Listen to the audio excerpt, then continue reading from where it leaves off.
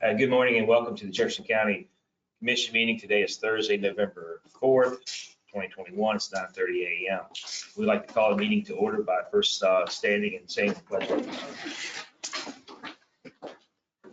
Pledge allegiance to the flag of the United States of America and to the republic for which it stands, one nation, under God, indivisible, with liberty and justice for all.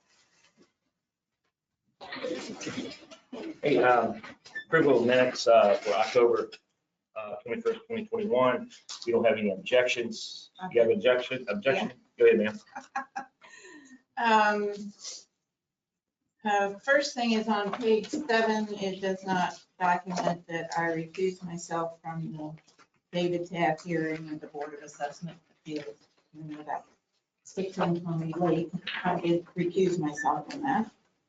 And then on last page 10, last motion that was made by Ms. Jackson to support keeping EMS included in response plan method of dispatch.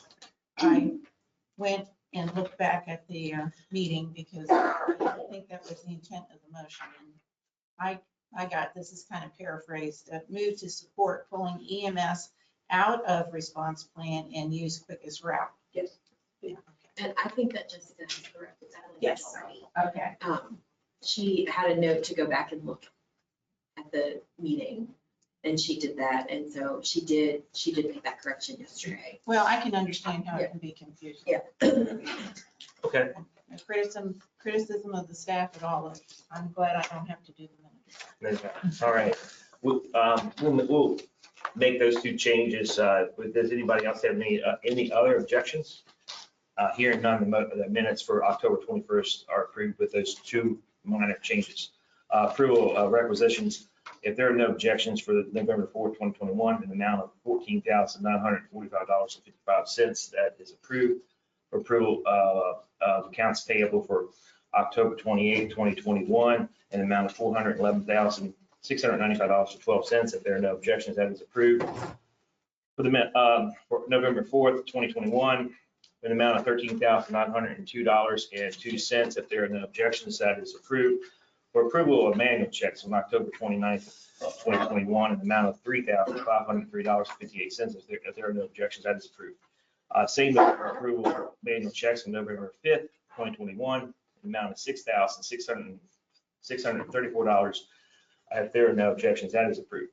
Approval of payroll for October 28th, 2021, an amount of $266,792.63. If there are no objections, that is approved. We're going to move on to agenda item number 1, Angie Banks, assessor, approval of exonerations. Good morning. Can you hear me? Yes, ma'am. Okay, I just have one exoneration today. All right. And it's in our land book, Shepherdstown District. Taxpayers should have received the homestead exemption for 2021.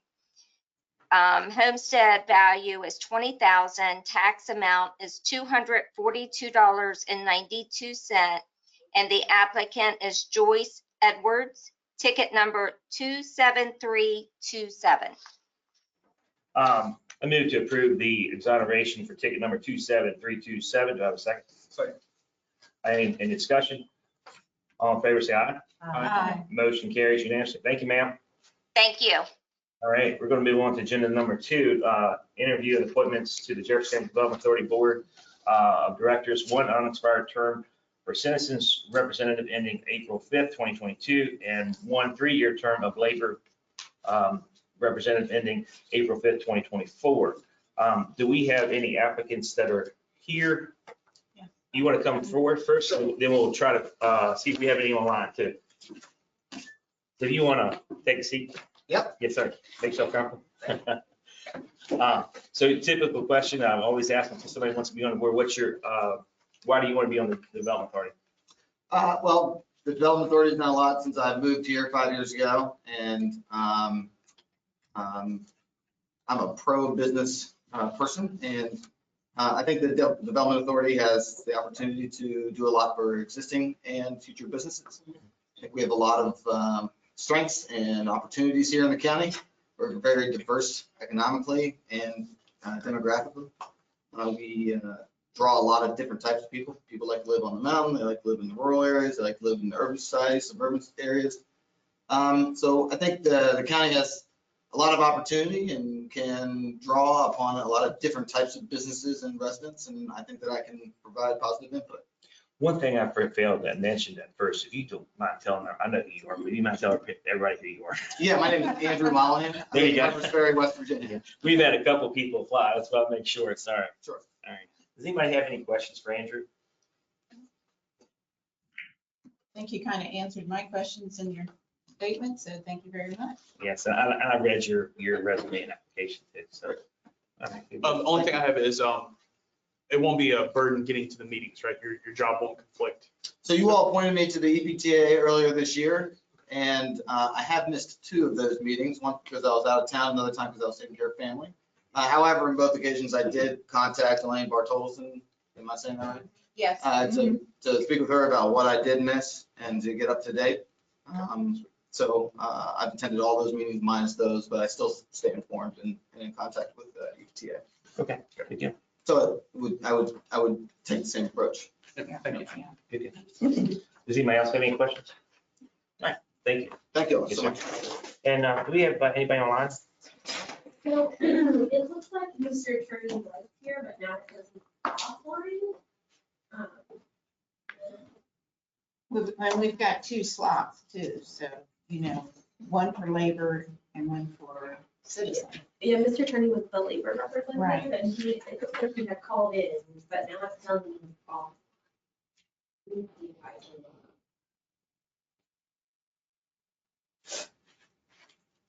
can- Mr. Attorney, can you hear me?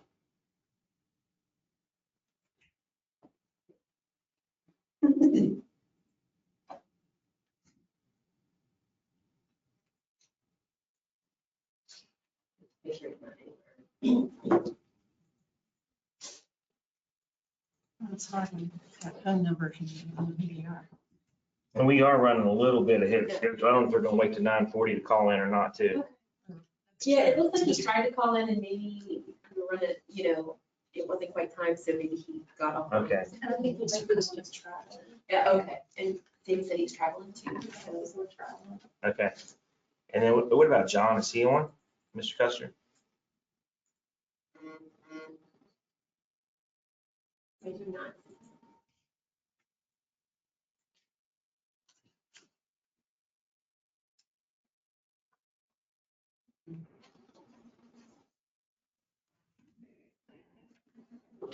And he sent the notice, but he does not respond back, so, but he did get the notice. Yeah, okay. Well, we'll just, I think it was. So these 2 were for labor. Yes, we can go ahead and do the citizen. Yeah, we can do the citizen slot, because the other 2 have applied for the labor. Yeah, position for the labor until we stay safe. Okay, yeah, the citizen spot was John and Andrew, correct? No, John was John says labor labor is. representative. I'm not sure he's a, well, that was my question. I don't think he. yeah, I think he made a he's mistake member there. of the labor, he's not, he Oh. doesn't say he's a member of a labor union. No, I don't think I think he made a mistake there. I don't think he is. Yeah, he would be under the citizen's position. Oh. So sorry. All right. Yeah, no, John was, yeah, he owns a business in the Bird Industrial Park. So we don't want to do, just go ahead and vote. I know Mr. Kurt, I know he said he was traveling today. He is the labor, he's the only one that's applied for labor. So I'll go ahead and move a motion to appoint Kurt Kearney, did I say it right, to the labor position for the JCDA. Do I have a second? Oh, so I have a second. Is any discussion? All in favor, say aye. Opposed, motion carries unanimously. As far as the other one, and I don't know what John's not on, I know John is, he just opened up a business in the Burr Industrial Park. We typically, being on the board for many years, we'd like to have members from, really like to have members that or have a business in there that we prefer, so we can get some feedback. However, I know Andrew's a very good candidate as well, too. I noticed you live I know you live in Harpers Ferry. You live in Harpers Ferry or Bolivar? Technically in the county. I'm right up on Prospect Avenue, which Okay. is pretty much the county line, Okay, but just right above Bolivar. because I know if I thought you're not in the city, you're in the city limits of Bolivar? I'm not. Oh, okay, all right, that's gonna be it. Because I do know we need a representative from Bolivar as well, too. Okay. So that's what I was going to throw it out But I there. had to do that as well. Yeah. You don't have to live in the city limits to be a city representative. Okay, They could give you any name they wanted to. Yeah. But most cities choose the one that was. Okay. and how that typically works, you go talk to the mayor and they'll give us three names, right?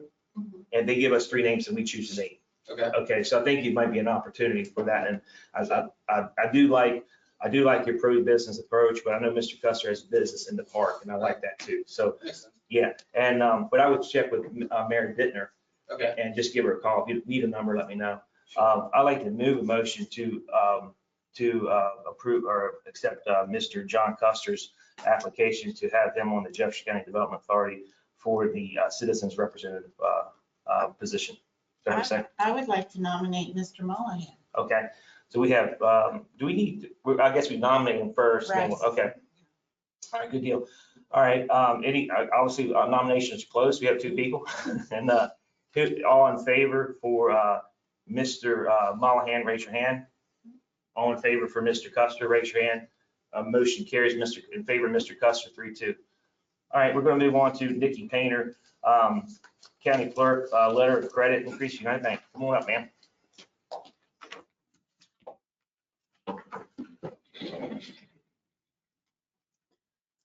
Morning. Our office was notified by the sheriff's office letting us know that our depository bond amounts need to be adjusted. The response from United Bank, the increase was suggested to 5.5 million for United Bank. They sent us a letter of credit, an amended letter of credit. We currently have one for $2 million. The second one was for also $2 million. They've increased that to 3.5 to bring the full coverage up to the requested amount of 5.5 million. Okay, I was trying to understand that. Yeah. I didn't understand where we were. Yeah. It looked like it was still short. Yeah, we currently have one in place for 2 million.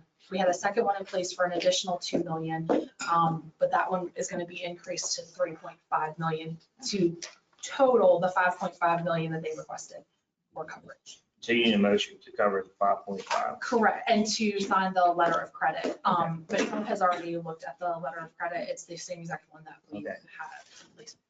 I'll move motion to increase their letter of credit at United Bank to 5.5 million. Have a second. Second. Any discussion? All in favor, say aye. Uh, Motion carries unanimously. Okay. Thank you, man. I'm gonna sign it. Wait here.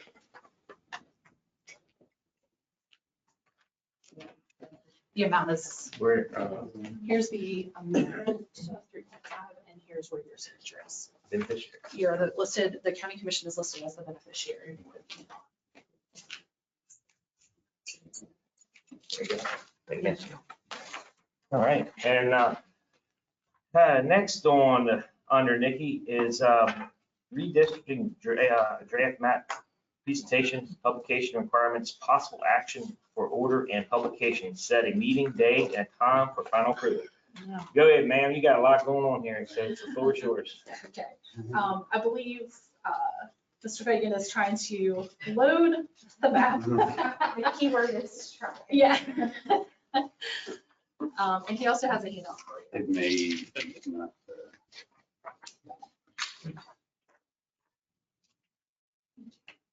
You understand? I do, I have my copy. Thank you.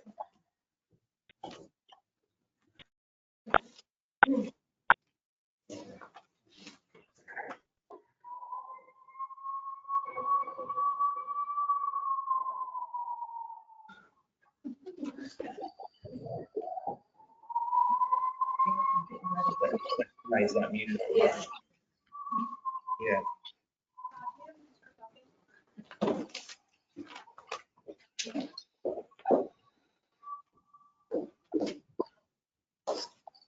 you starting?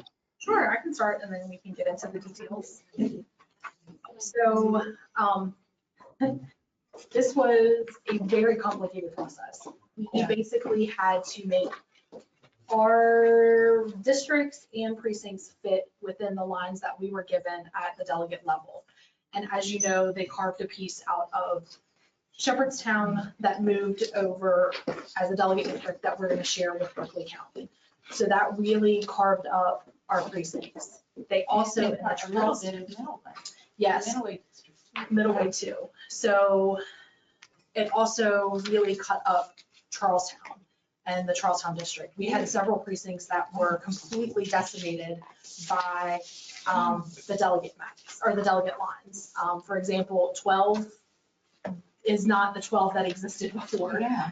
4 is another one, 16, 13, 35, 34. So Todd has had a very difficult job of trying to play a shell game of moving from one district to get the other district balance. So he has worked really hard on that. So some of the things, just to kind of touch on before we get into the details, some of the things that we did, we were able to redistribute the voters enough that we did not add a precinct currently. So we're still at 32 precincts. They may not look the same and they may be a little different, but we did stay with the 32. He was able to redistribute the voters that way. Some of the precincts that we're no longer going to be using, Blue Ridge Mountain Fire Hall, Charlestown Middle School, Jefferson Academy. Of course, Jefferson Academy is gone. So there are going to be a few decisions that the commission has to make as far as where they want the precincts to be held. And then the notice that we do, we'll get into what the notice is once Todd explains what he did. Or try Yeah, to. I mean, this looks like a real puzzle, but, you know. Puzzle's a good word. Yeah, and the pieces change shape, you know. So, thank you. This process, we've been at it since we got the delegate lines on October 19th. It's like 15 or 16 days, including some weekends. We were working together to match the voter information up and population data with the census blocks that were registered this year. And of course, everything's in a compressed timeline because of COVID and then the state. And then, so we're left with minimal time to work with. But we set out with some goals to minimize disruption to the voters as much as possible and respect the location of sitting commissioners. We didn't want to inadvertently unseat or undistrict anybody. That's always a positive. And in doing so, we also didn't want to pick census blocks that split neighborhoods, so neighbors are going to different polling places. And we tried to use census blocks that made sense or easy to explain, like roads and rivers and railroads and city boundaries and things like that. So those were our goals, and there's some rules that we have to follow from the statutes. And all the lines follow census blocks. You may be aware that this is the smallest geographic unit that the census uses. And it has population attached to it, and it's typically bounded by streets in urban areas, but out in the countryside, it could be power lines, it could be rivers, railroad tracks, and sometimes things that don't make sense. But that's the pieces of the puzzle that we're given, and then the state draws the delegate lines. We've been given those, like I said, on October 19th, and this page here will show you that, you know, how the delegate lines are cutting through the existing magisterial districts.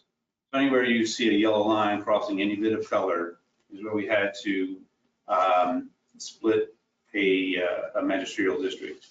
And we'll get to some rules and why that's important in a little bit. So a couple of weeks of intense effort came up with the map that I've given you, and this map in the handout. So this is the proposed magisterial districts that we were able to come up with, minimizing the disruption of voters and making sure the populations are relatively equal. And so here's we had previous populations. It seemed like Charlestown was high. And the average population that we tried to reach was 11,540. So we had to kind of find population people to take from the Charlestown area and give to, I think, Shepherdstown and Middleway perhaps. And so once you start moving these blocks to even out the populations, that's when they start changing shape. And one of the biggest rules is that magisterial districts may cross delegate lines, but they must do so by whole precinct. What that means is you can't split a precinct in two by the delegate lines. So wherever you saw those delegate lines crossing the original districts, that's where we had to make a decision of which way that those blocks would go that were in that old district. So in this example, we had to move people from, Nikki, help me out. We had to move people from 20 because they cut off the top of precinct 20 and created with that line. So it left this whole chunk of 20, the top portion that we couldn't put back with 20 because there was a delegate line that cut it. So we had to either put it in with another district or create its own precinct. But you'll see this little portion that kind of comes down, that little bottom piece that swoops down, that's completely surrounded by a yellow line. So that's a delegate district line. So that little portion, we had to do something with it, either pull from another area or bring down because it basically created a little island there. Yeah. So, which is why he pulled that one as an example. You're completely bound by the delegate district. So that was one area we had to do. Well, the only real thing that we could do was create another precinct or redo the precinct line. So another rule is that these voting precincts, new ones, have to have between 300 and 1,500 voters. If you go over 1,500, then you're start talking about splitting that into A's and B's based on alphabet, I think, or alphabet order. So we also had to consider, levels, numbers of voters. And this is another extreme example of following that rule where the delegate lines cross all over just precinct 12. Wow. So we had to shave off portions and send it to Shepherdstown and to Middleway, and then bring some pieces of old Middleway into Charlestown to even it out. So precinct 12 is one that changed significantly in shape. Not in numbers of voters or population, but in shape. And we did not unseat any commissioners in doing so.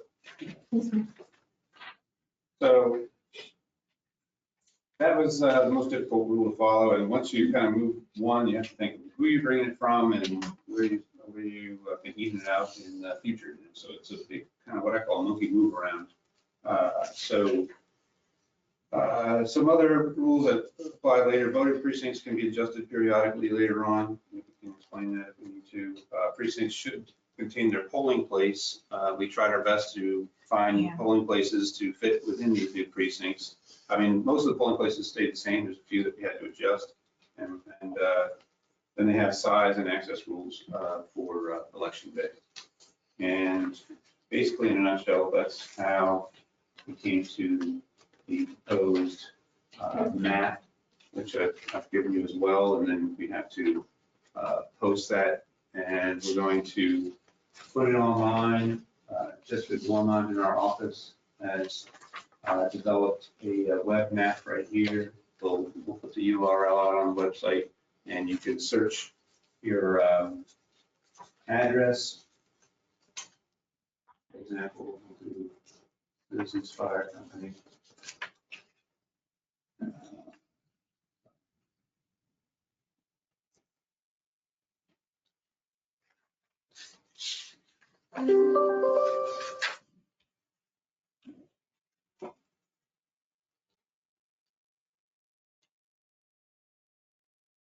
And that will take you to the location, and then you can click on that area and it'll bring up your voting precinct, your delegate district, your polling location, and the address.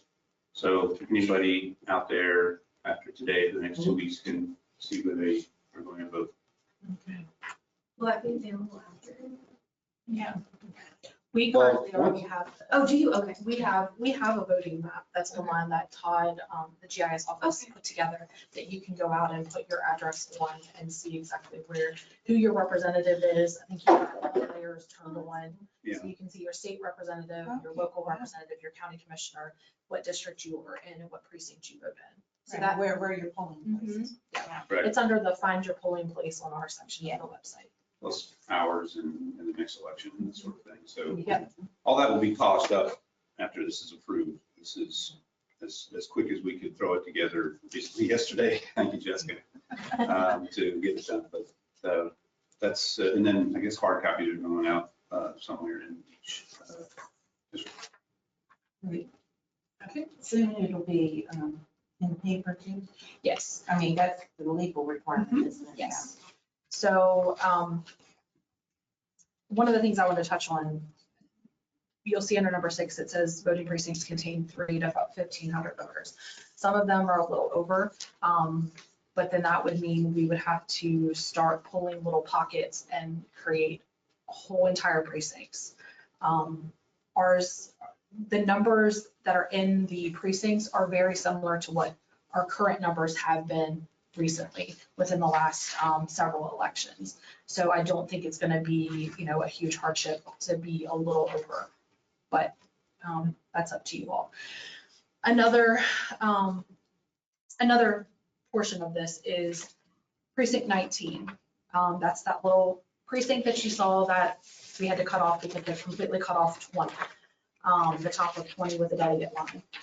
Precinct 19 currently uses Charlestown Middle School. However, that is outside of the precinct boundary.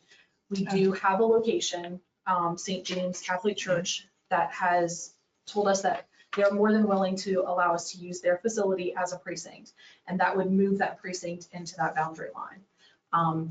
If the commission chooses, we can move that to the St. James Catholic Church, so we can at least move one back into the delegate district lines.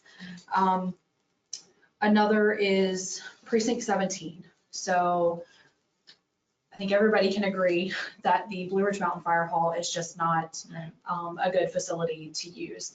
I did meet with one of the board members for the Blue Ridge Acres Clubhouse. We did go up and look at that location. He has plenty of power, plenty of electrical outlets, space, parking is much better than the fire hall. So I would recommend that we go to move that precinct to Blue Ridge Acres Clubhouse. One of the things, that precinct has been pretty heavy. Voter turnout is pretty heavy.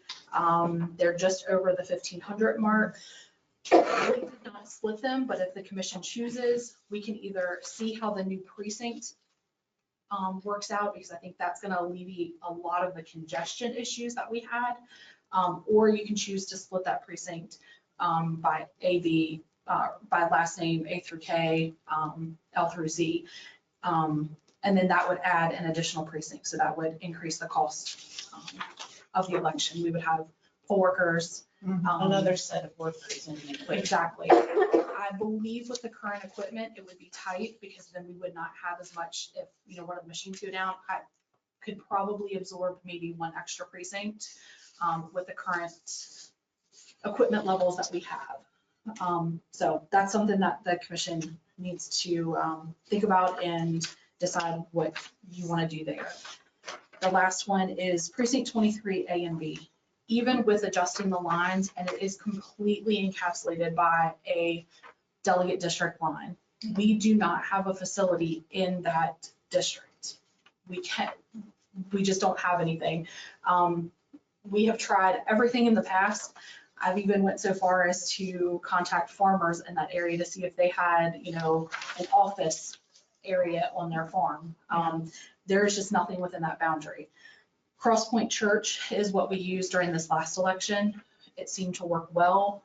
It is outside of the boundary. Jefferson Academy has been sold. It is no longer a public facility, so we can't use that anymore. So that's going to have to be the last change that the commission did, was just as a temporary change to Cross Point. So it would have to be a permanent change that needs to be done.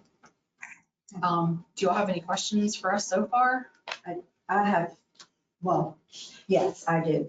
So precinct 21, A and B, and then 17. There are people that live right next to Blue Ridge Elementary School that have to drive to Sleepy Chambers, which I understand the numbers are splitting. If we used Hostler Road as, like, anybody that lives west of Hostler Road for Blue Ridge, what impact would that be on moving the voters from Hostler Road to Blue Ridge Elementary to It would. 21? It would create, Blue Ridge Elementary is at its max right now. Okay. If you move any more voters into that area, if you try to move the line over, I mean, that's something we can certainly definitely get a look at, but Blue Ridge Elementary is at its max right now. So if we move any more voters in there, it's gonna put them over and it's gonna create, you're gonna have to create a third precinct. And is the cafeteria the only thing we can use at Blue Ridge? They will not. Yeah, I let us- just they know won't even people let us- registered last time and thought, the school's right here, I'm gonna vote. And we have that in several areas, unfortunately. Okay. Right. I'm You're a just victim of that. Yeah, and you're still a victim of that, unfortunately. Shepherdstown, the way that it was cut up, Yeah. it was better for the precinct where the known voters, they knew where to go than to try to move them because Yeah. they carved that whole section out. So Yeah. unfortunately, you will live right next door to a precinct that you do not vote Good. at. I'm sorry. Yeah, it was confusing for folks because I think they showed up at Blue Ridge and. Well, you And that would, was one of our because you got goals. an instinct. It's over the Right. polling place. And that was truly one of the things he tried to keep in mind. He even did a whole separate map that mapped every public building, church, school, government-owned facility. And the problem is our outside areas are so rural, there are just not a lot of places for us to use. So, Okay. did you have any other question? No, that was just it, because I know there was some confusion during the last.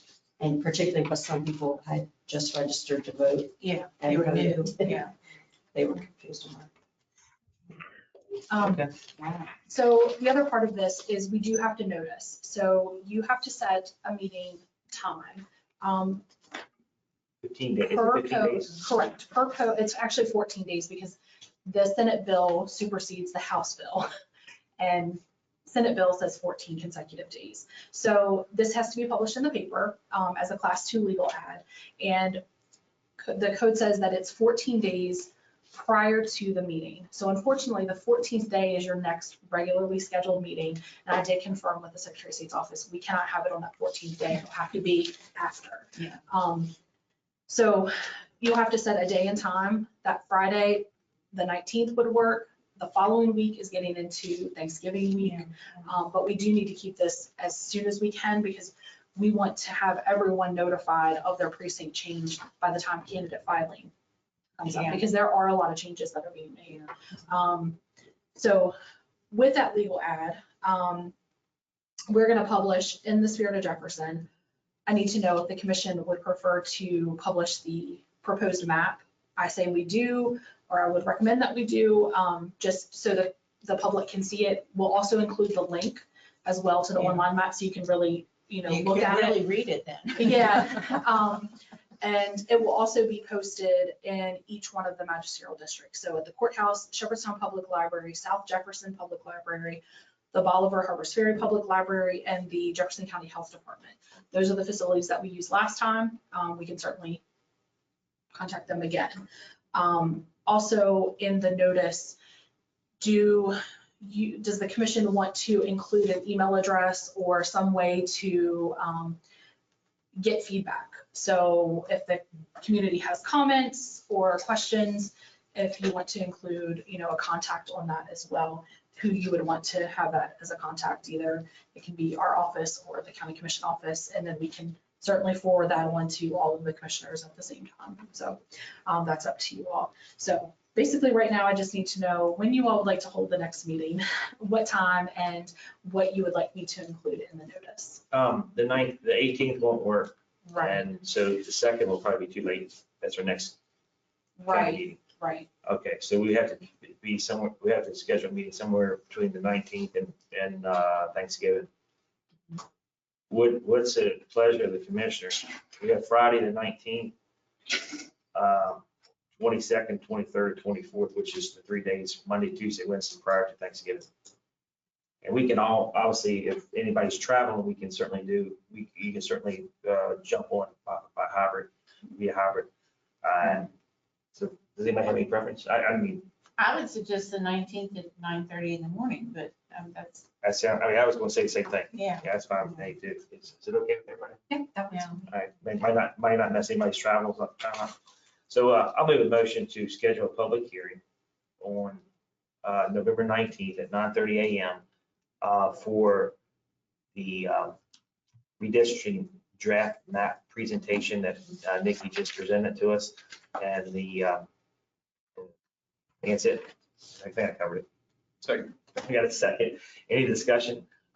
Please, all in favor, say aye. Motion carries unanimously. Thank you. Now, in the notification, what would the commission like? Do you want to include the map with that? And would you include a contact email? I think more detail is better, in my opinion. I think I'll agree. No matter how much detail we get out there, the next election, people are still going to show up their old precinct. So I think you admitted that. yes, they will. You did? And I actually did that one time. So I think as much detail as possible. Okay. Does everybody agree? We want to have them contact Right. I the just elections office. if there was an email, Yeah. in the elections office, generic they or could get all the what? comments and, Okay. but then kind of know maybe if there's a big push to something someone Sure. sees doesn't work, then Sure. they have time to work on it too. And anything that I get in, I will certainly forward out to everyone, including, commission staff. So everyone has all of the same information. So That's Nikki, what is that website address?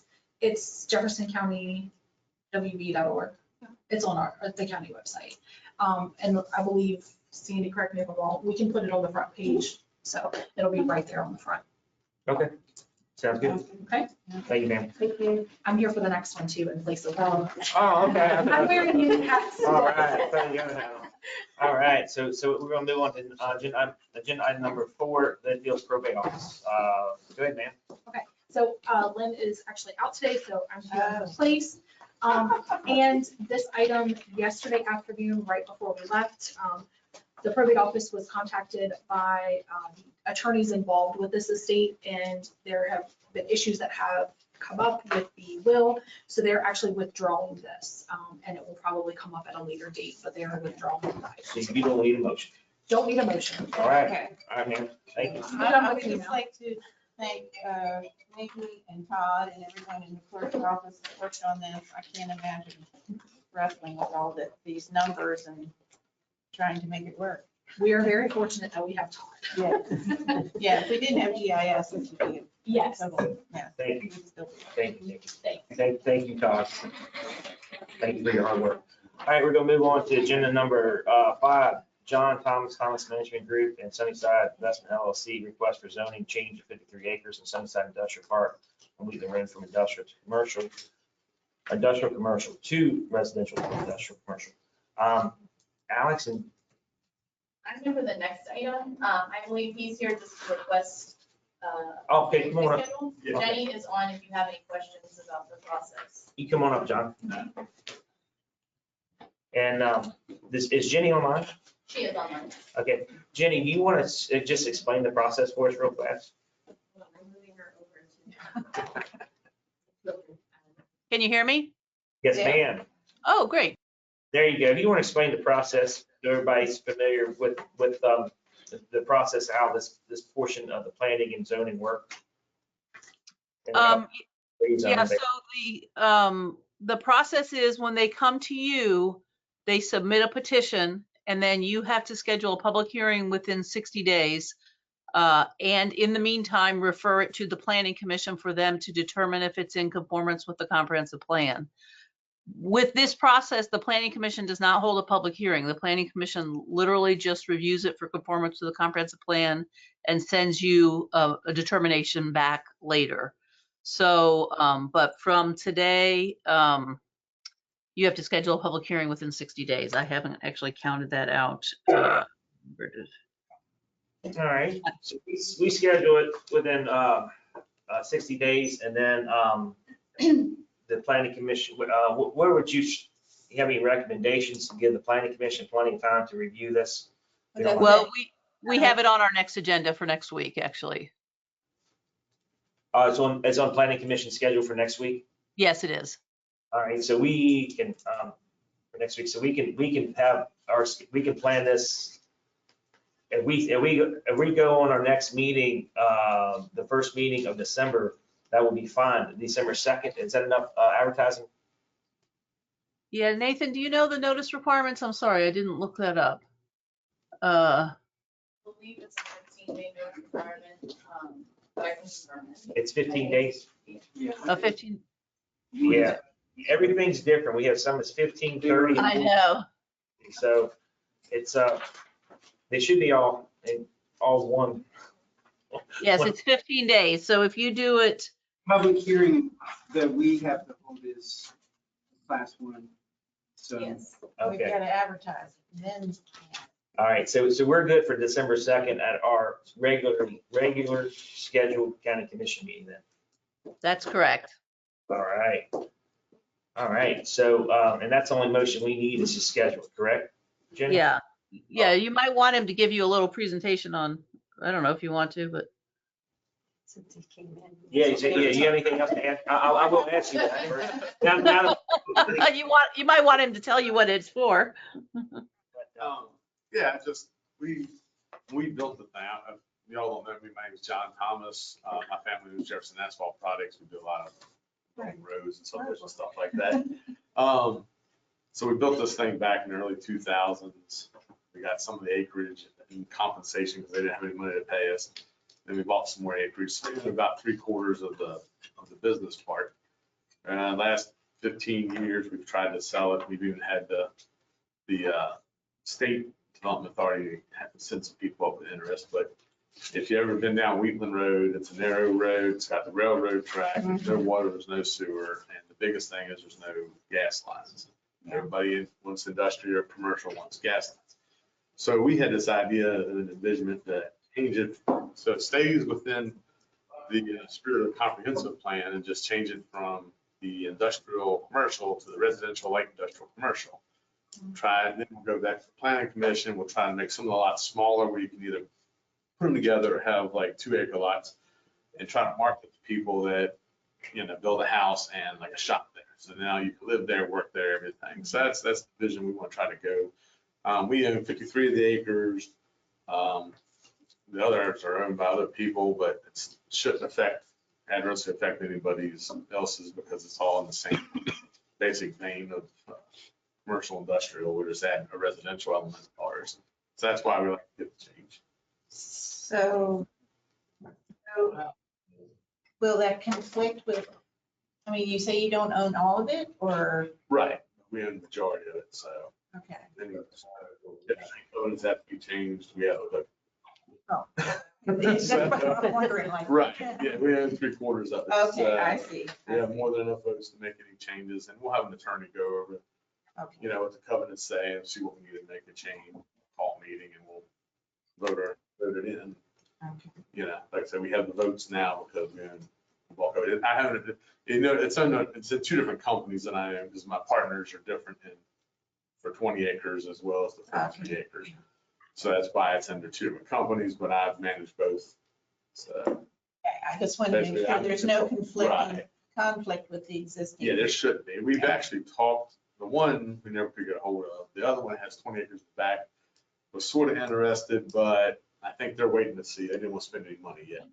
So I think if this goes through and they see it, then they'll probably hear from them.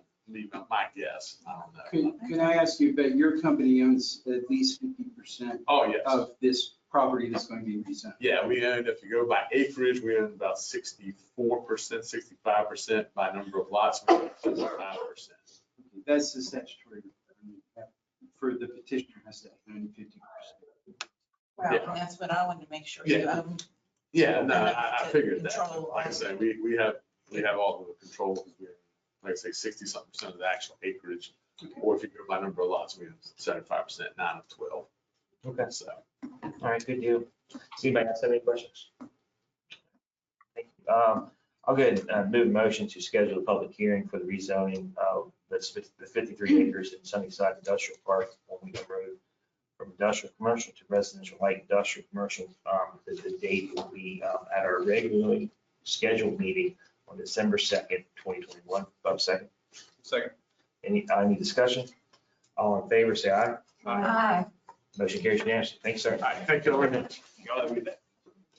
We're going to move to agenda item number 6, Alex Baldo, zoning administrator, overview of planning commission recommended text amendment to the Jefferson County zoning ordinance related to short-term rentals. Draft text amendment includes revisions, Article 2, definitions, Article 8, supplemental use regulations, creation of section 8.16, short-term rentals, and appendix C, principal permitted use and conditional use tables. Thank you, ma'am. The floor is yours. All right. Good morning.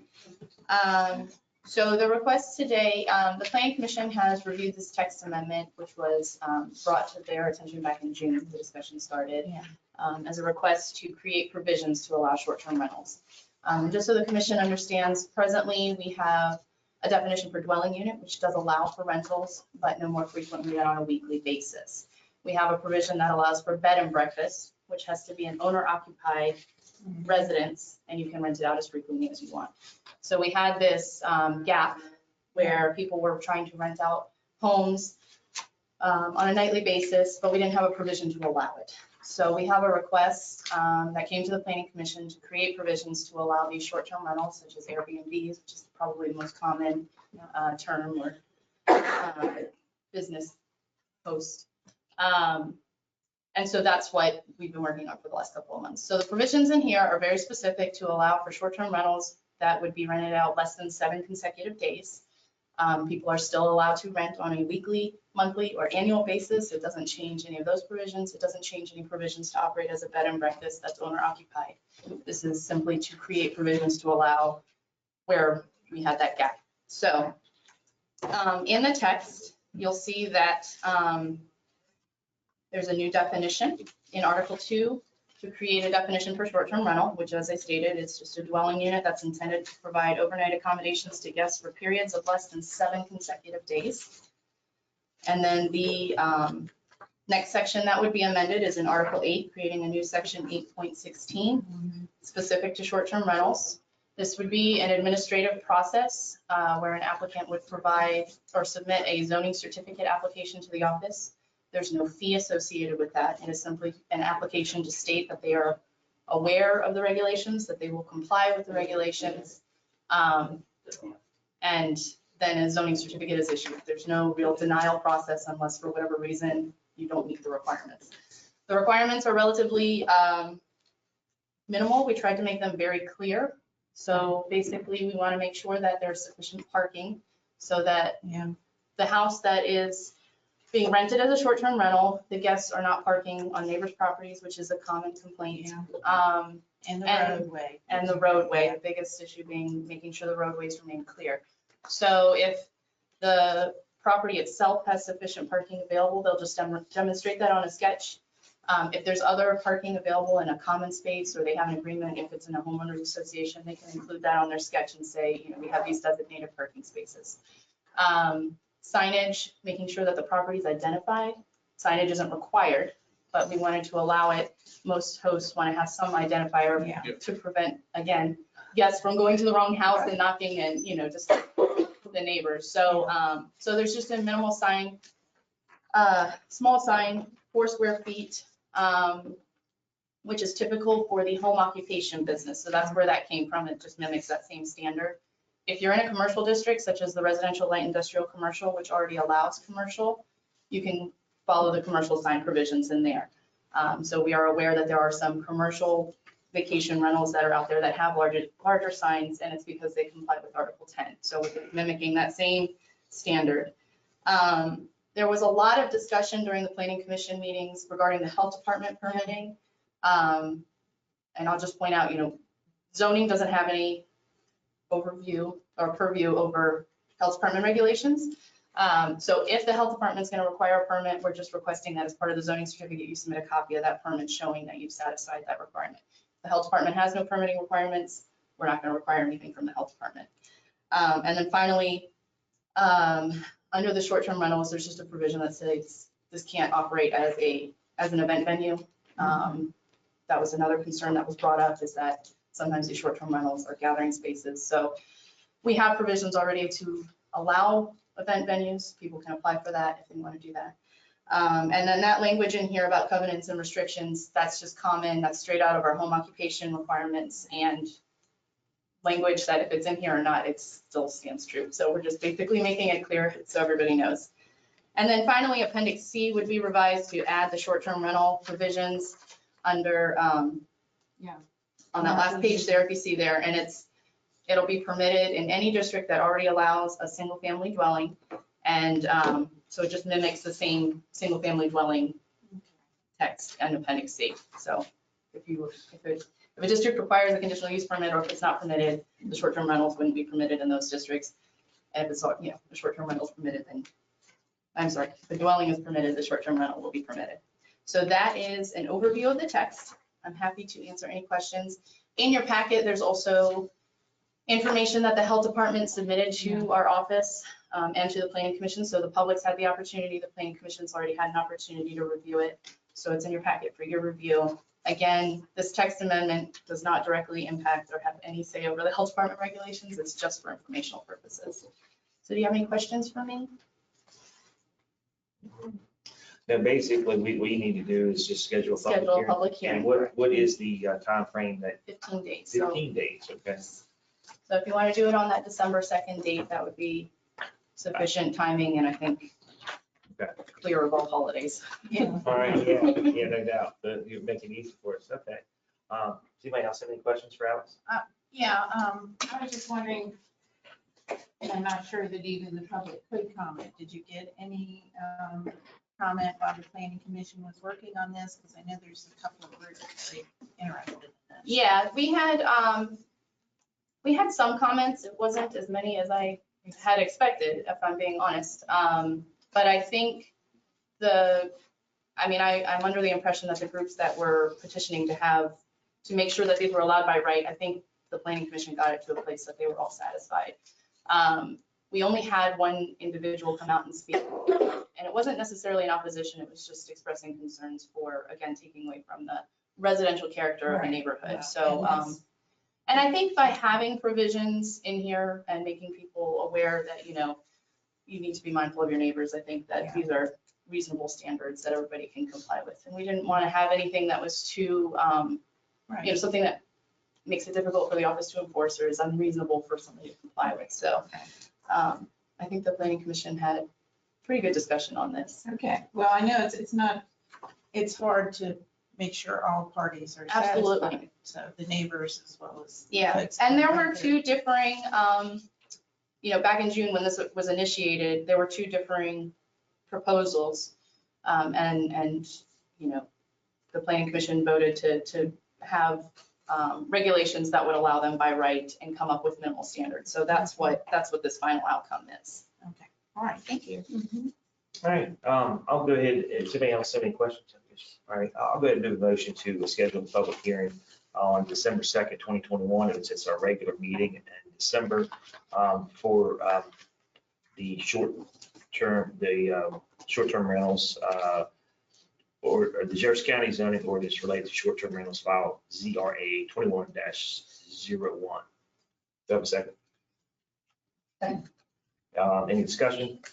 All in favor, say aye. Aye. Motion carries unanimously. All right. Yeah. All right, we'll take a 5-minute recess real fast, and then we'll be right back with Roger, and we'll keep moving. I think it's up there on the stage somewhere.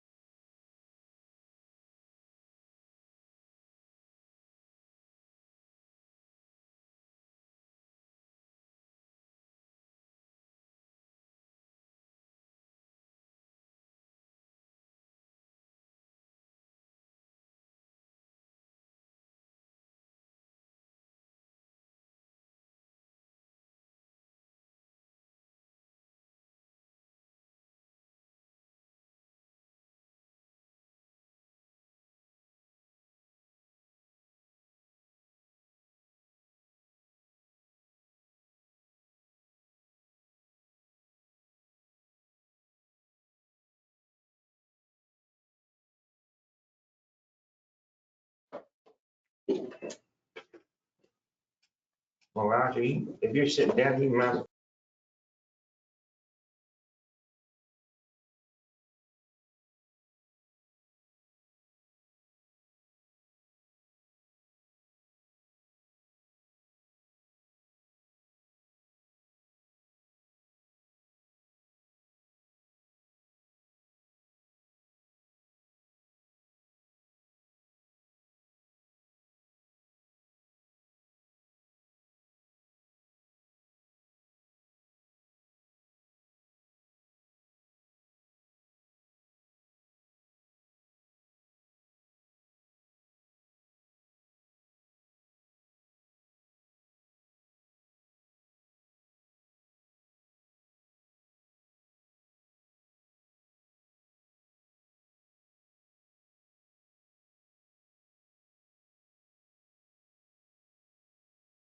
You ready, Stephanie?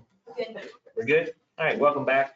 After a short reset, we're going to move on to agenda item number 7, Roger Goodwin, release of a $10,000 site stability bond, tolling a bond agreement with DC Partners Incorporated for the Breckenridge East subdivision.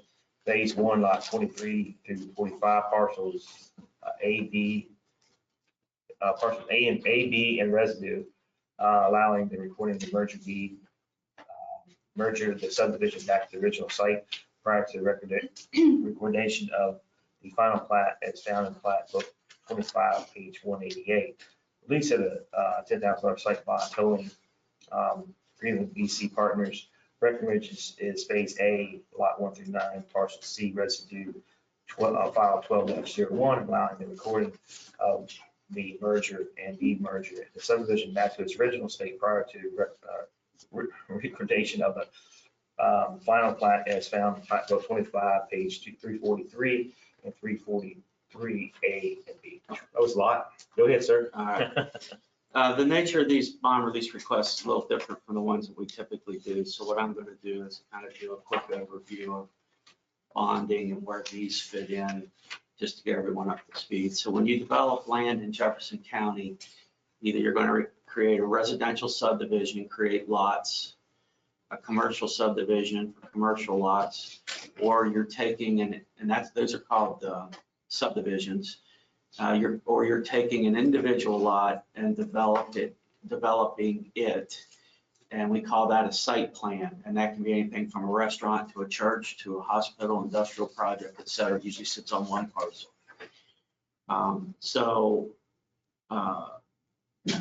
When the planning commission approves those subdivisions or site plans, there are certain conditions that are placed on that project that the developer has to meet as far as what they're going to build. And it's everything from roads, water, sewer, storm drainage, stormwater management, et cetera, say for subdivisions. And then for like site plans, you'll have like the number of parking spaces required, parking lot has to be paved, there's landscaping requirements, stormwater management. So all those requirements, the cost of building those can be estimated. The ordinance requires that the developer post a bond or a financial guarantee that they will build that project the way it was approved. And the ordinance also requires that the bond amount be 115% of the estimated cost. And what we do is we have some cost estimating figures. They provide a detailed spreadsheet of everything on there. We review it and it gets to 15% added, and that's the amount they have to post. And it's not uncommon to see residential subdivisions now that are posting $2, $3, $4 million on these large subdivisions.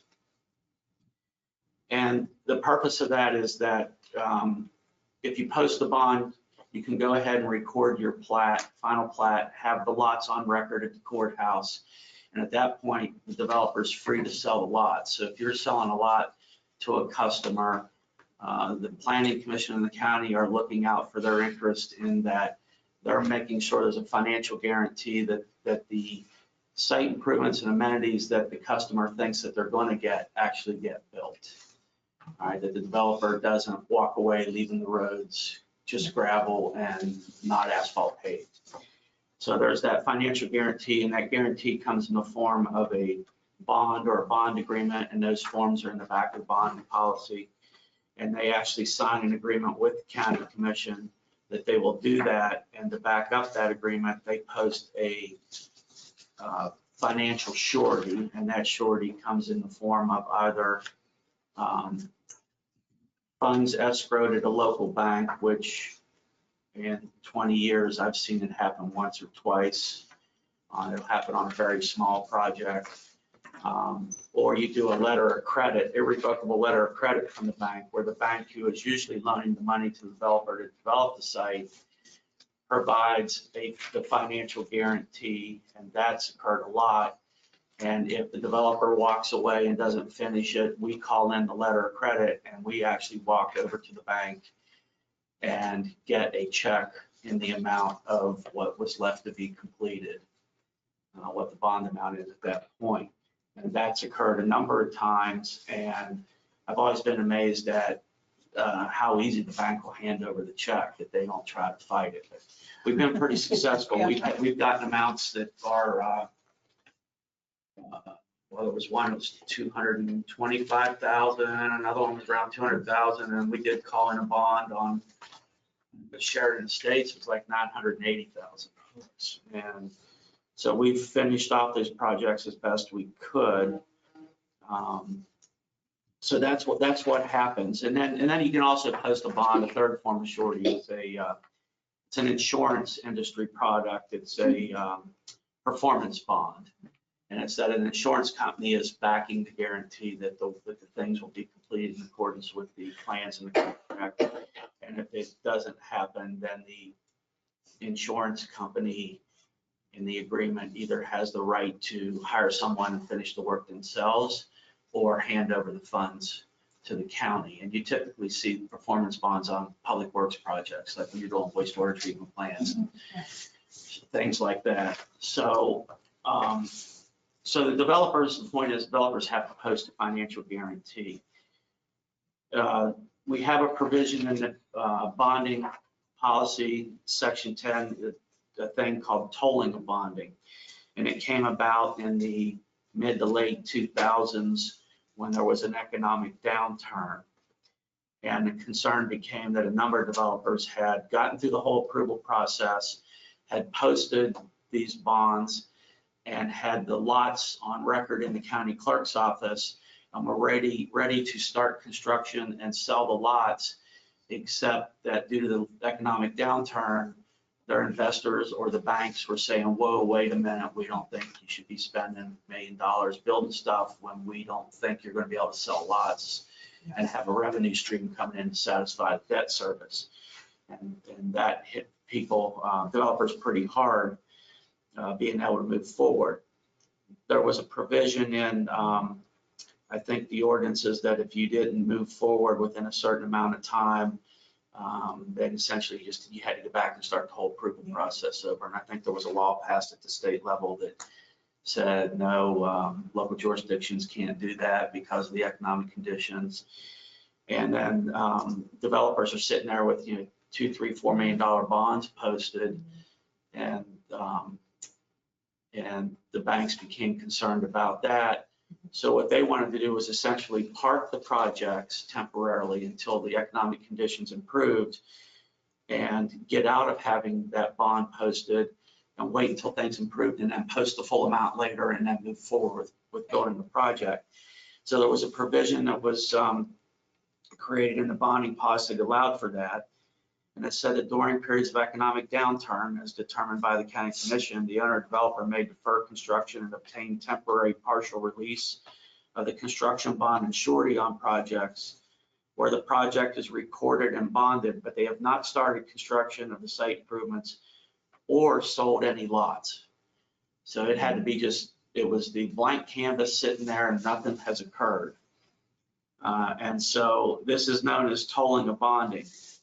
However, they would still have to post a $10,000 bond such that if something we hadn't expected arose and you get a complaint about something on the site, at least there was a $10,000 bond with the county where if necessary, the county could go in and mitigate the problem.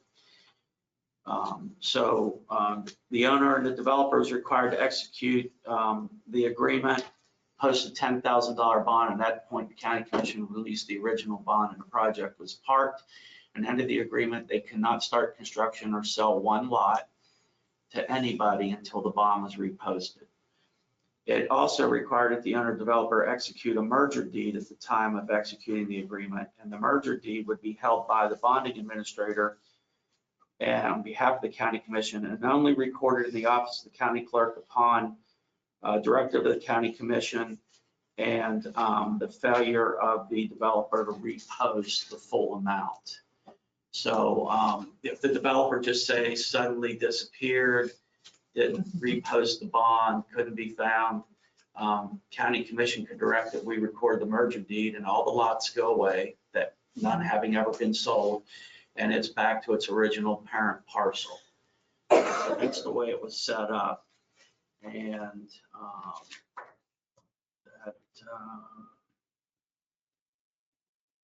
and the county commission would have the right to record the merger deed and revoke all project approvals. So it's just like as if the project would never happen under tolling and bonding if they never ever reposted the full amount of the bond.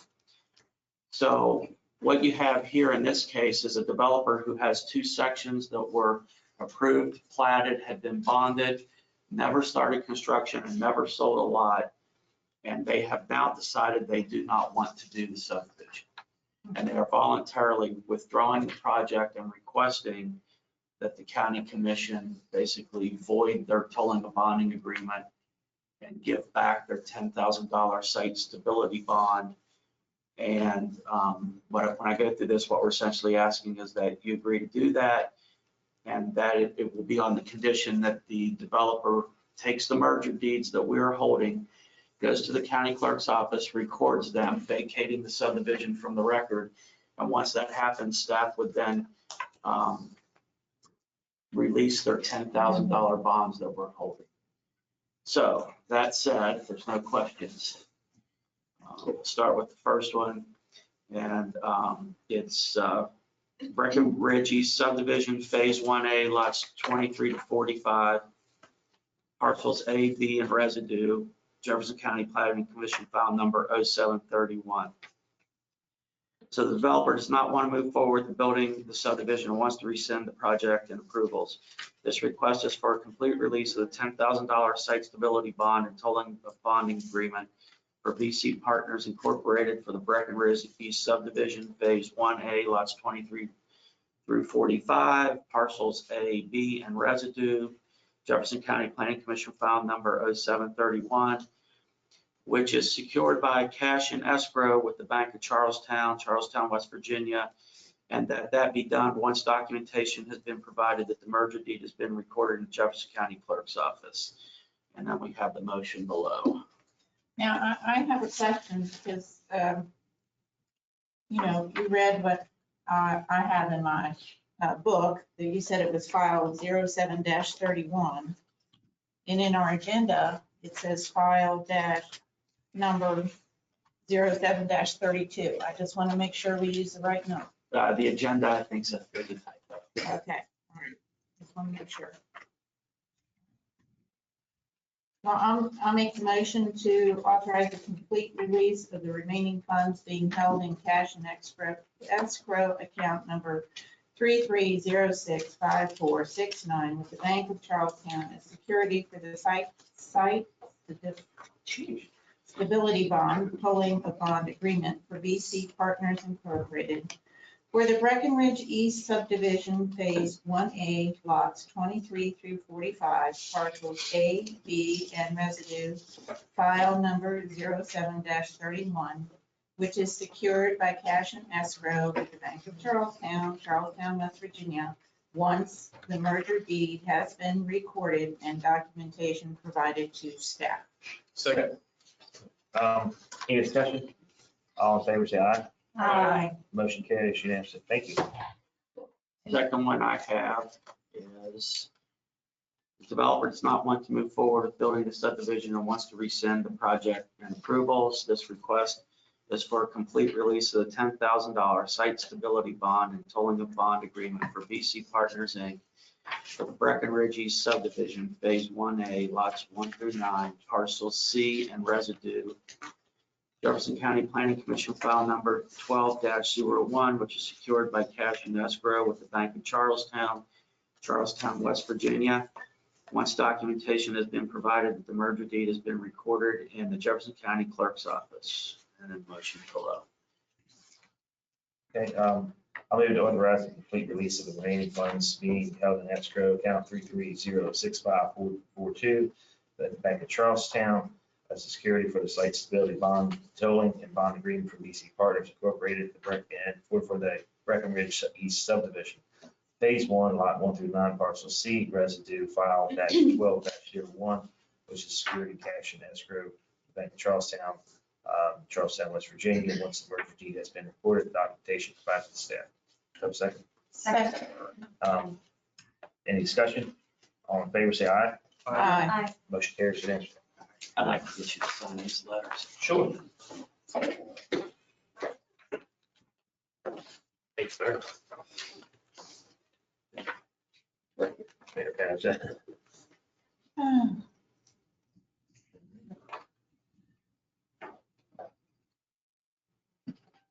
Very good, thank you. Thank you. All right. All right, we're gonna move on to agenda item number 8. Steve Allen, Director of Jefferson County Office of Homeland Security and Emergency Management, signing of the CRS recertification request for 5-year verification of recertification to the community rating system for the reduction of flood insurance premiums for residents and businesses located in Jefferson County. Yes, sir. Great. Good morning, ladies and gentlemen. As part of our community rating system, and if I can ask your indulgence for a few minutes, I'd like to give you a little bit of a primer on where we're at and what brought us to this point. FEMA was created all the way back in 1979 when I still had hair. And I didn't have as many kids. But anyway, Jefferson County entered the National Flood Insurance Program in 1980. In 2004, the county started working towards entry into the community rating system of the National Flood Insurance Program. And then in 2006, Jefferson County then became a Class 9 community. And I'll back up a little bit. In 2006, when they became a Class 9 CRS, the policyholders within Jefferson County that had flood insurance at that time that had purchased it, and many of them are low-lying areas along the tributaries and the main streams of the Potomac, the Shenandoah, and the Apecon Creek. And so when Jefferson County started working toward that in 2004 and up to 2006, there was no reduction. However, in 2006, they upgraded to a Class 9 community rating system and received a 5% reduction for those policyholders. And this is outside the municipal boundaries, county properties, not within the municipalities. The municipalities don't participate in it. In 2012, then, it moved up to an 8 and gave a 10% reduction in policy. And then in 2017, and if you notice a 5-year difference, 2012, 2017, every 5 years, ISO, the Insurance Service Office, comes in and does a review and a verification of how we're doing within our county. In 2017, we were fortunate enough to become a classification of 6, which is at that point, and I don't think it has changed yet. We have the best number, the Class 6 in the state of West Virginia, still to the best of my knowledge. I don't think that has changed yet. And as a result of that 6 rating, we received 20% off on all properties that have flood insurance premiums. So, at one point, right now we have 160 flood insurance policies, and in 2017, I was not able to get the numbers currently from FEMA, but that's over $35 million worth of property within the state of West Virginia. I mean, within Jefferson County. So there's a lot of properties, and there's 160 insurance policies, flood insurance policies within within our county. So we are receiving a lot of benefit of being a community rating system county. And of course, what is in your agenda information, we talk about every year we have to fulfill about 20, and this is annually, we have to go through about 20 sets of activities to do that, which means going out and looking at all the properties that have had previous flood damage. We go out and take pictures and make sure that people aren't building where they shouldn't build. And I got to say it is a team effort on this whole operation. The planning, engineering, and GIS. Todd Fagan and Jessica with GIS, Mason Carter with the engineering department, who is also one of the floodplain managers for the county, as well as Roger is, as well as Jenny Brockman, dealing with all of our planning and things like that. ISO comes in and they go through all of these areas, these 20 areas that we have to check out every year. They come in every 5 years to verify that. So every year I'll be coming before you, or I come before you to have you sign off on a sheet of paper. And Ms. Tapp has been on all of these. Yeah. And so it's a lot of stuff. Over the last 3 years, you all have been on them and see what comes in. And we're more or less saying, yes, we're doing all these things. Well, every 5 years they come in to verify that not only are we saying we're doing it, but also that it has been done. And they also come up with suggestions on how we can get a lower yet rating. And we're working toward going even lower. A lady from ISO was in a couple of weeks ago. We're waiting to tie back in with her again to get as many points as we can toward getting it even lower than that 6, and we're working toward that. But annually we have this to do, and every 5 years it's done. And what you have before you for signature today is that information. That's a verification that we're going through, and they are checking those 20 points on the rating system. So we're not ready to send it into her yet. We are piecemealing it. However, Ms. Groves from ISO asked that we go ahead and sign that so it's ready to go whenever she gets all the documents. She will check all the correct boxes and then forward it on for rating and then send it back to us. So that's what you have before you today, is to say that we want to continue getting even better, reducing those the premiums, the flood insurance premiums if possible. But we're working toward that. Okay. Does anybody have any questions for Steve? Hearing none, I'll go ahead and move the motion. It's in our package here. I'll go ahead and move to approve the signing of the CRS community certification form, acknowledging Jefferson County's continued participation in the activities outlined in the community rating system. Do I have a second? Second. Any discussion? All in favor, say aye. Aye. Motion carries unanimously. Thank you. Great. You have something to sign? If you don't have it in front of you, I have a copy of it as well. I don't think. Yeah, I did. Along with Is it attached? Oh, it's in the back here. Oh, yes, sir. Yes, sorry. Either one. It is attached. That's fine. I'll go ahead and give it to you now so you don't. Okay. Yeah. Do you all need it or anything else for documentation or anything? Okay. Thank you for your work on this. I know, if you have a home near the river, it means a lot to have the cheapest possible flood insurance. And I want to point out, if I may, that not only for being in the riverine and tributaries and so forth, any creeks or anything, but you could also be on the side of a mountain and have flood damage. Right. If you have water running down the side of the mountain into your basement and your property, if it's coming from the outside in, many homeowners do not cover that. However, and if you're on the side of a mountain, your insurance policy, the flood insurance policy, is a lot less than what it is if you are down along the river. So it's good for everybody. It's in everybody's really best interest to do that. And if I may indulge you one more second, I'd like to introduce you to Dick Myers, my deputy director. Ms. Myers, if you want to come up and I don't know if they want me to come up. Yep. Just to let you know too, I appreciate you guys indulging me to be able to let me come to work for Jefferson County. Again, I worked in Morgan County for 8 years before I came here. I know Commissioner Taft, Yeah. I was here whenever Barb was No. one of my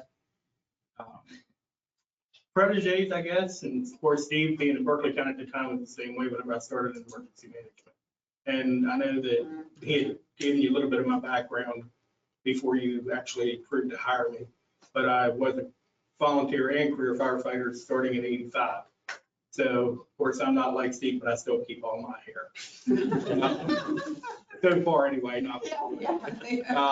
But yeah, like I say, I started in '85 and then went to career firefighter in Frederick County, Virginia, and then left there and then actually started in Morgan County.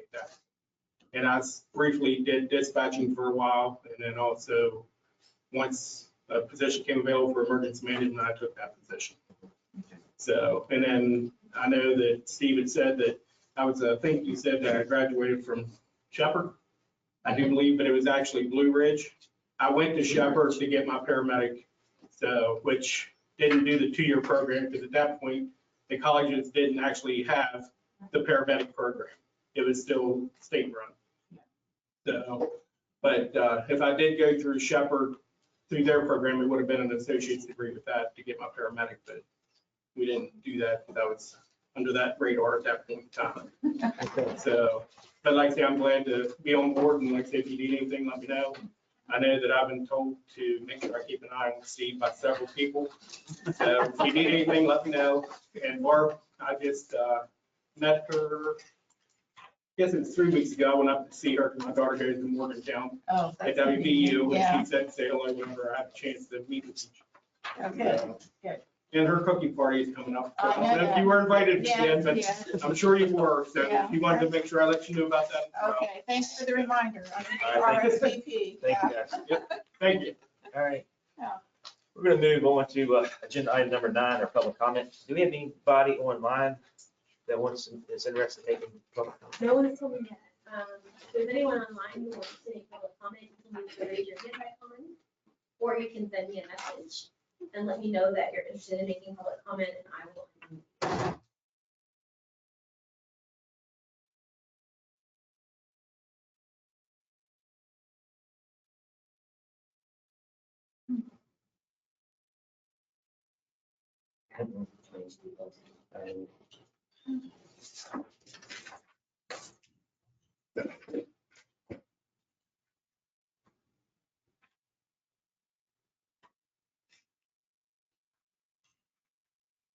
And I assume we don't have anybody in the room who wants to make public comment.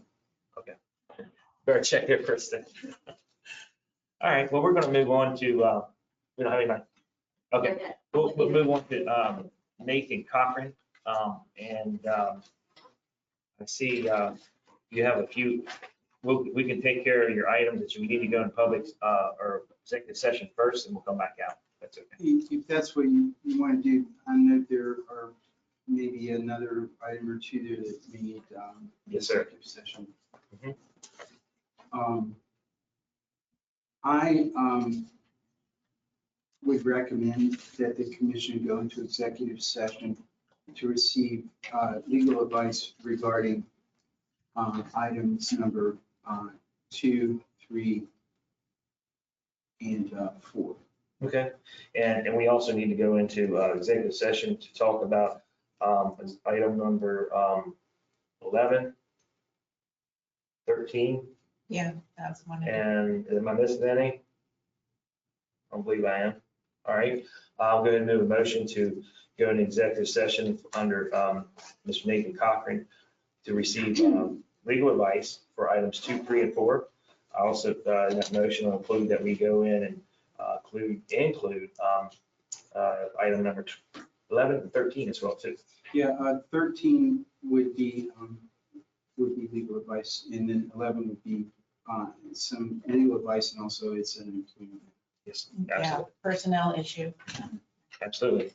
All right, do I have a second to go into executive session? Any discussion? All in favor, say aye. Motion carries.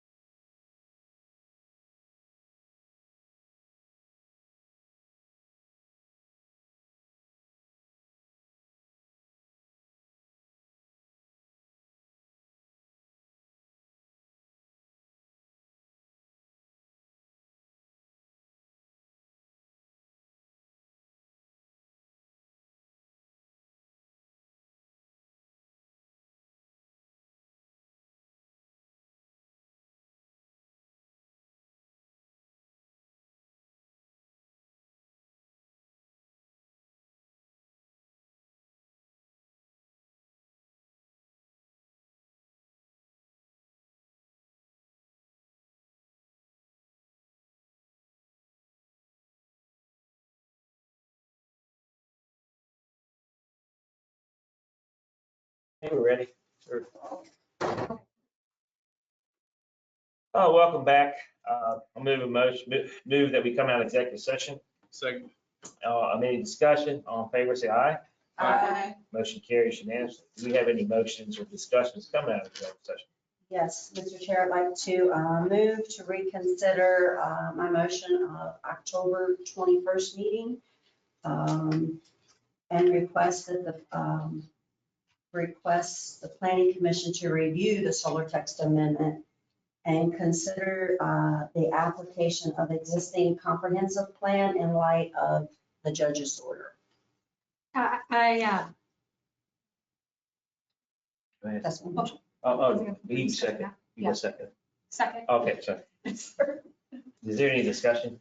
Yeah. Okay, go ahead. I guess when reading through the circuit court decision, it says, accordingly, this court concludes that both the planning commission and the county commission's factual basis to support its conclusion that the solar text amendment is consistent with the comprehensive plan is woefully lacking. And I think that. Well, it's for those reasons that I'm asking the planning For those reasons. commission to review the solar text amendment and consider its application against the comprehensive plan in light of Commissioner Ath just read. Okay. All right. We have a motion, a second, and a discussion. Does anybody else have anything you want to discuss this motion about? All right. All in favor, say aye. Aye. Opposed? I will abstain from voting, so the motion carries 4-0. Next, I would like to move a motion to accept the revised separation agreement as amended by Ms. Grove's counsel. This mutual agreement of the party. This is a mutual agreement of the parties. I do want to make something very clear in my motion as well too. Mrs. Grove's separation from employment was not a result of a mutual agreement. Looking forward to Ms. Grove's separation from employment was not the result. This was the result of a mutual agreement of the parties, and she was not terminated. Do I have a second? Second.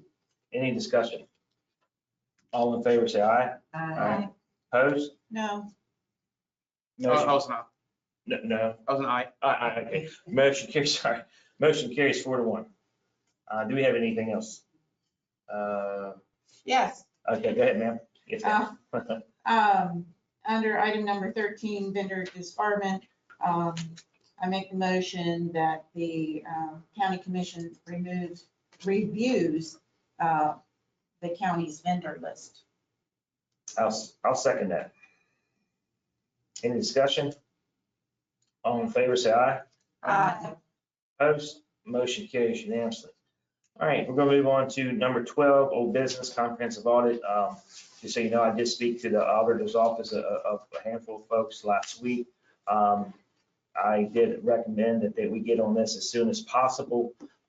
They are putting together some things that are going to be back to us. I'm hoping they'll have some stuff for our next meeting.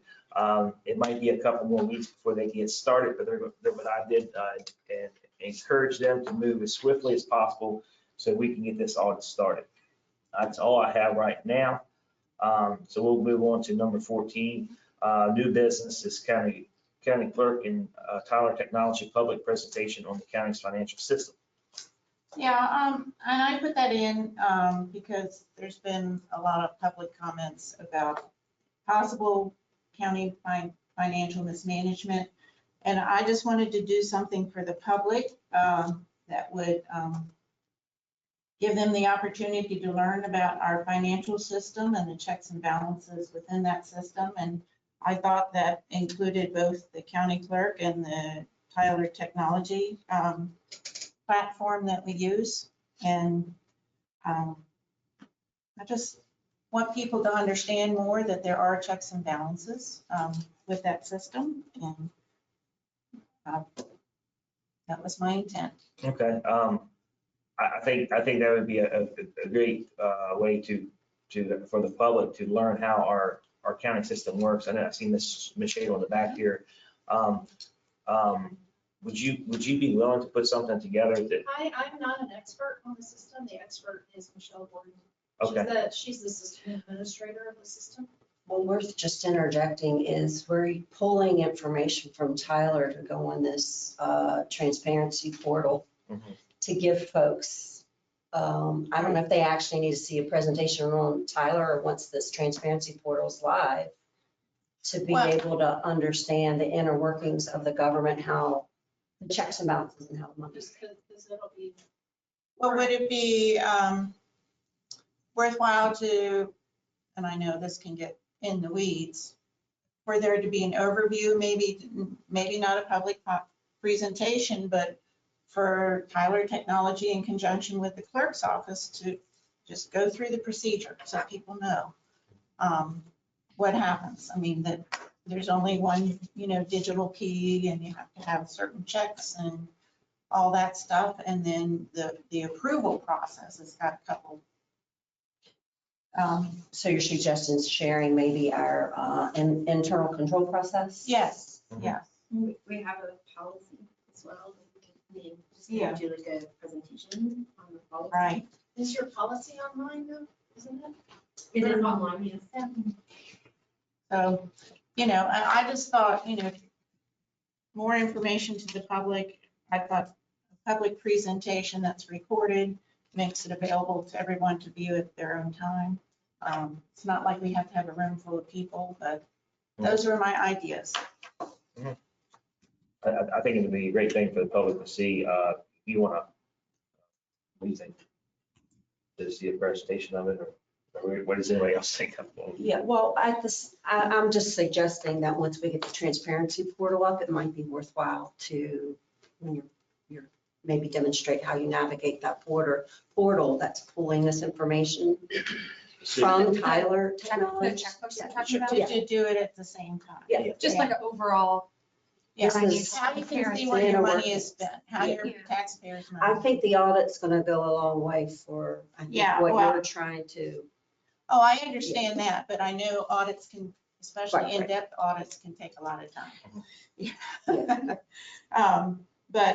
Well, we can, when will They told it 6 to 12 weeks, I believe. I can't remember. for the exactly. transparency portal? Yeah, they got ARP first. Right, that's for right. us. So they are still moving along and working and still pulling information from.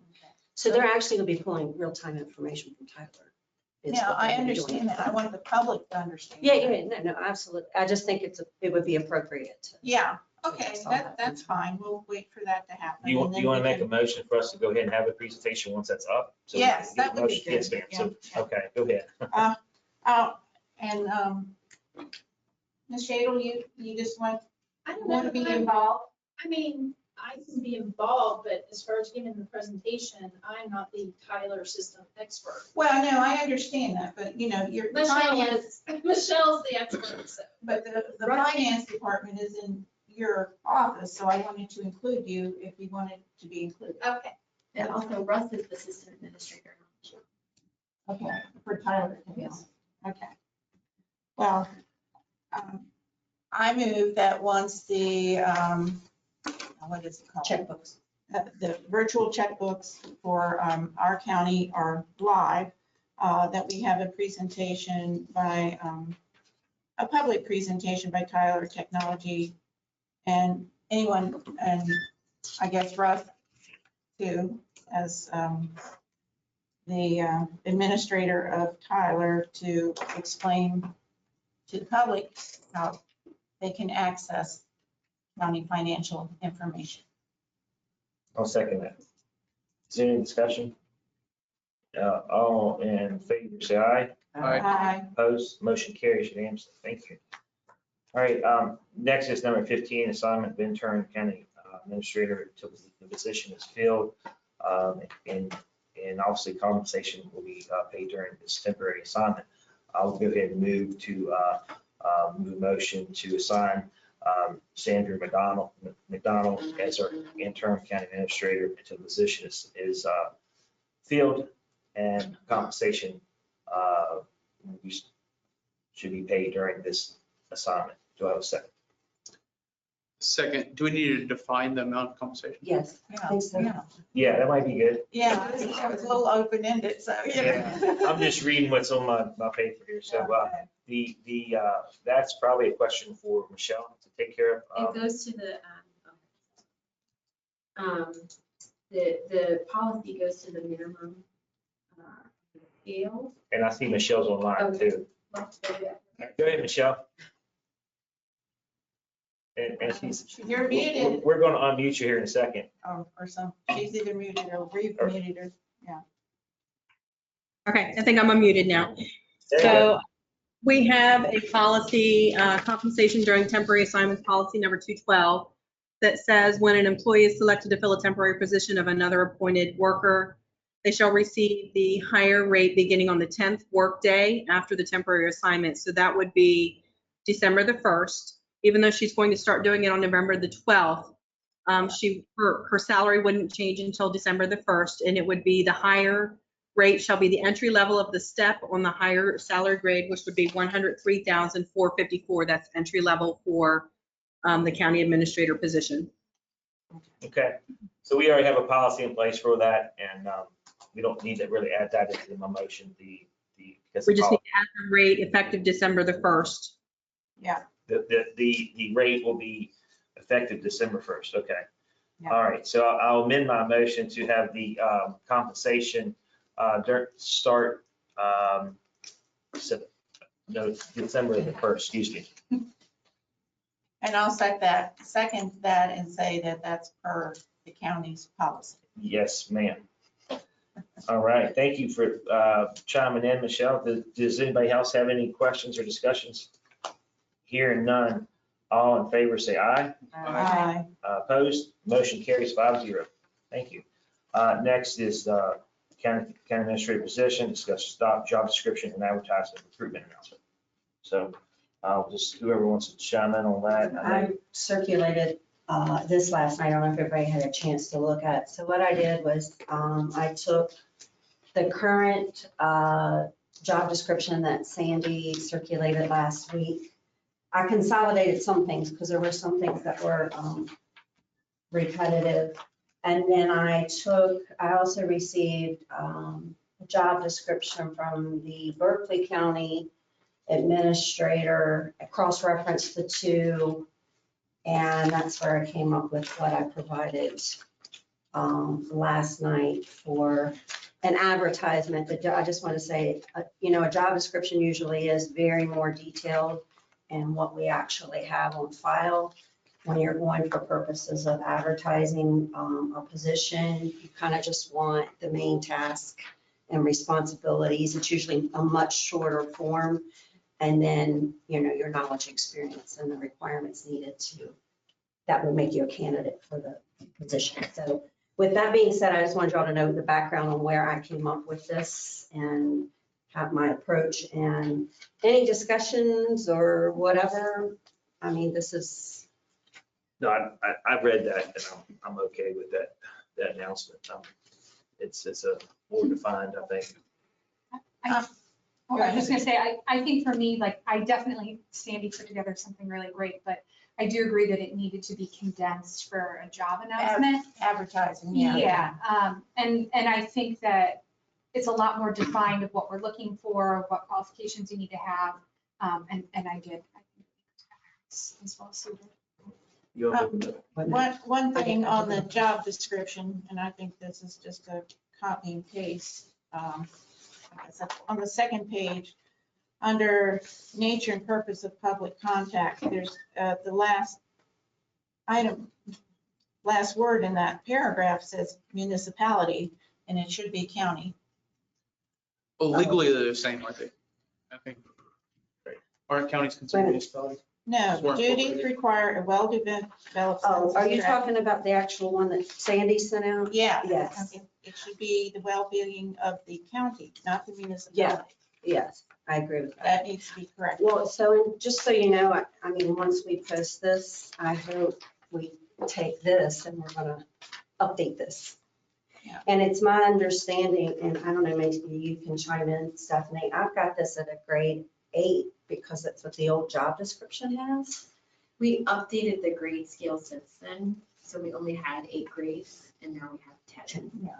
So, I mean, I don't know what your all's pleasure is. I don't believe it is grade It's 10. the only one in 10, yes. Okay.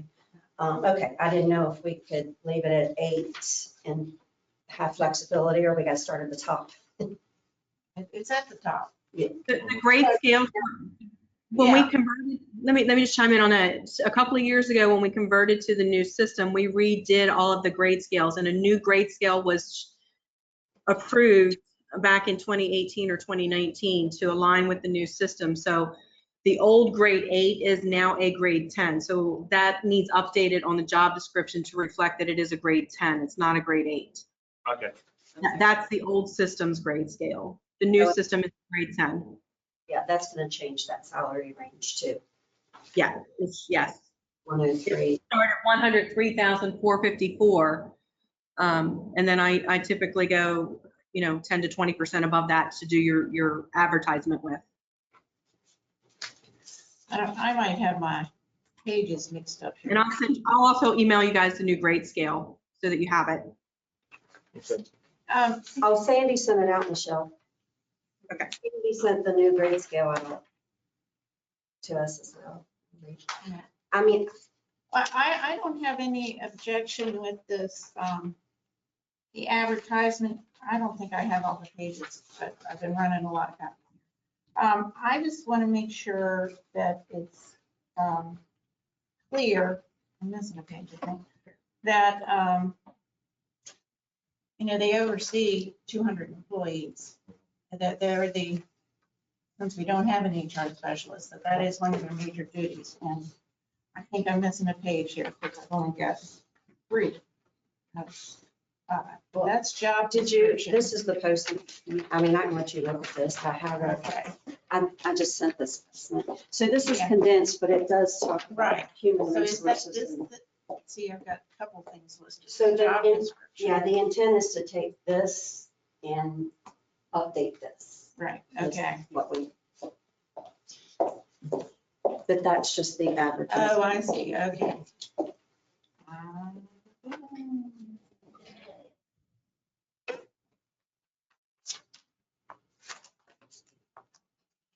This must all go with this. All right. What a mess. I know. All right. Does somebody want to move a motion on that to move that forward? Or I'll make a motion that we proceed with advertising the county administrator position as drafted with obviously the pay grade edits.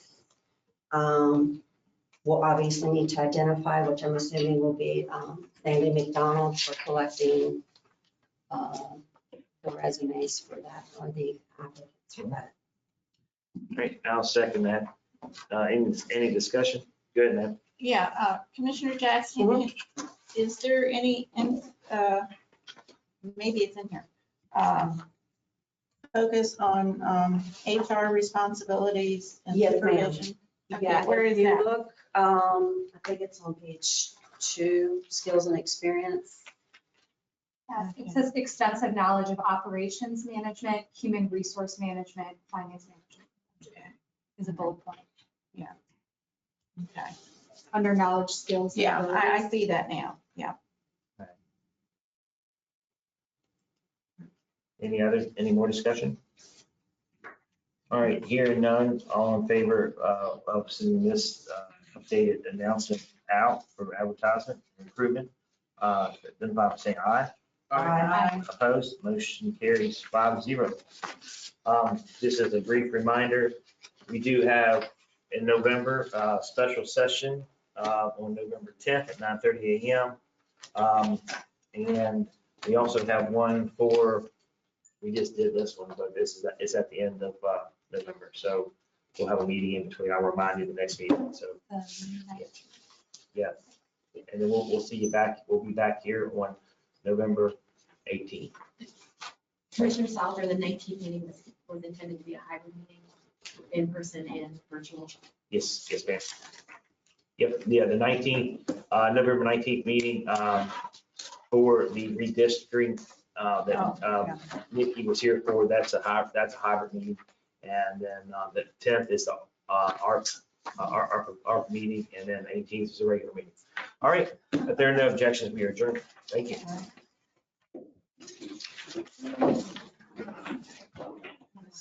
Just